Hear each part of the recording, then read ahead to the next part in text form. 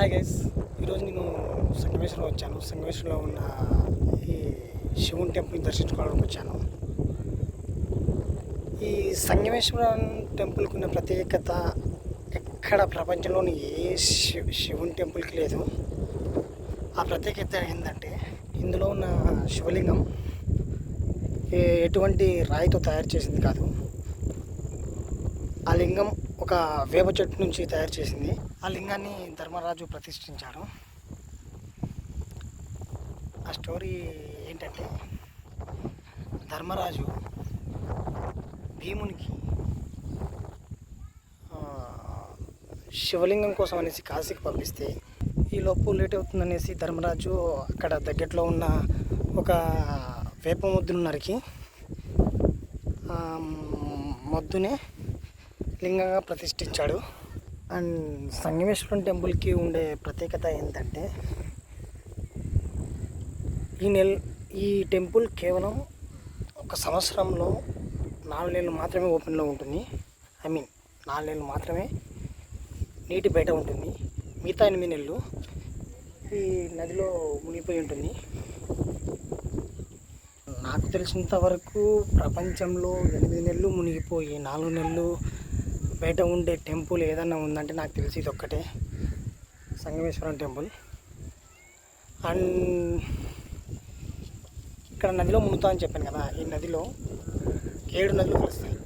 ప్రపంచంలోనే ఏకైక ప్లేసు 7 నదులు కలిసే ఏకైక ప్లేస్ ఏదన్నా ఉందంటే ఇది ఒకటే. ఆ నదులు తుంగ, భద్ర, కృష్ణ, వేణి, భీమ, మలపారిణి అండ్ భవనాసి. మొత్తం ఈ 7 నదులు ఇక్కడే కలుస్తాయి. 7 నదులు కలిసే చోటు ఏదైనా ఉందంటే ప్రపంచంలో నాకు తెలిసి ఇది ఒక్కటే ఉంది. మిగతావి ఏవి లేవు. ఇదే సంగమేశ్వరం యొక్క ప్రత్యేకత.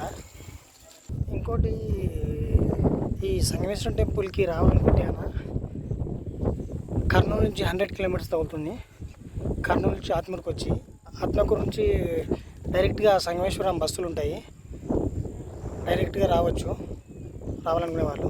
నంద్యాల నుంచి కూడా రావచ్చు. నంద్యాల నుంచి ఒక 10-20 కిలోమీటర్స్ అటు ఇటు 100 అవుతుంది.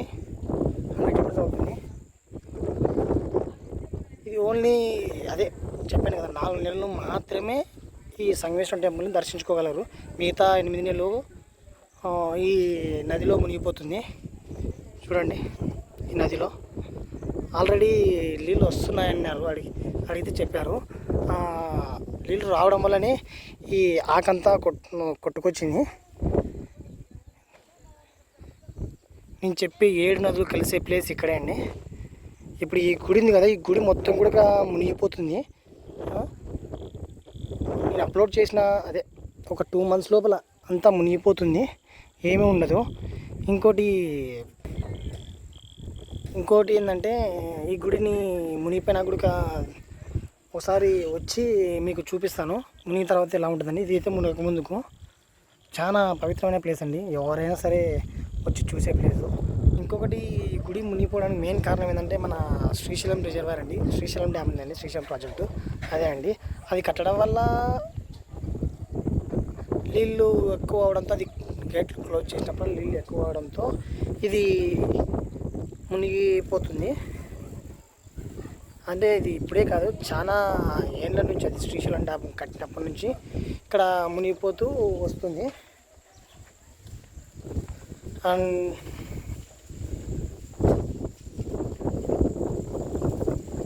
ఇంకోటి స్పెషల్ ఏంటంటే, ఇప్పుడు ఇదంతా ఉంది కదండి, ఇదంతా ఆంధ్ర. ఆ నదికి అవతల కనపడేదంతా తెలంగాణ. ఇది ఆంధ్ర, ఆ నదికి అవతలంతా తెలంగాణ. ఇదంతా కృష్ణానది అండి. రావాలనుకుంటే కానీ మ్యాక్సిమం సమ్మర్లో రానికి ట్రై చేయండి. మన వర్షాకాలం, చలికాలం ఈ గుడి ఓపెన్లో ఉండదు, గుడి క్లోజ్లో ఉంటుంది. అక్కడ పైన ఒకటి కనిపిస్తుంది కదండి, ఆ గుడి మాత్రమే ఓపెన్లో ఉంటుంది. నేను అక్కడికి కూడా వెళ్ళి చూపిస్తాను. ఇదిగోండి, పైకి వచ్చాను. ఈ టెంపులే మన ఈ 8 నెలల పాటు ఈ వర్షాకాలం, చలికాలం మొత్తము ఆ టెంపుల్తో పాటు ఈ నది అంతా మొత్తము నిండిపోతుంది. ఓన్లీ ఈ పైన ఉన్న ఈ దేవాలయం అంతా దర్శించుకోగలరు. మిగతా అంతా ఈ నదిలో అంతా మునిగిపోతుంది. మళ్ళీ చెప్పేది ఏంటంటే, నాకు తెలిసినంత వరకు 4 నెలలు మాత్రమే దర్శించుకోగలిగే, మిగతా 8 నెలల పాటు ఈ కృష్ణానదిలో ఉండే ఏకైక టెంపుల్ ఈ సంగమేశ్వరం టెంపుల్. ఇంకోటి నేను చెప్పేది ఏమంటే, ఇంకోసారి మళ్ళీ ఒక 2 months కల్లా ఇదంతా మునిగిపోతుంది. మునిగిపోయాక 2 months తర్వాత మళ్ళీ వస్తాను. మళ్ళీ వచ్చి ఇంకో వీడియో చేస్తాను. అప్పుడు మళ్ళీ ఎలా ఉంటుందో చూపిస్తాను. ఒకవేళ మన వీడియో నచ్చినట్టయితే లైక్ చేయండి. కొత్త వాళ్ళు ఎవరైనా మన ఛానల్కి వచ్చి సబ్స్క్రైబ్ చేసుకోండి. అండ్ మీ ఫ్రెండ్స్ అండ్ ఫ్యామిలీకి షేర్ చేయండి. ఇంకో వీడియోతో మళ్ళీ మీ ముందుకు వస్తాను. ఇట్లు నేను మీ TSK. బాయ్.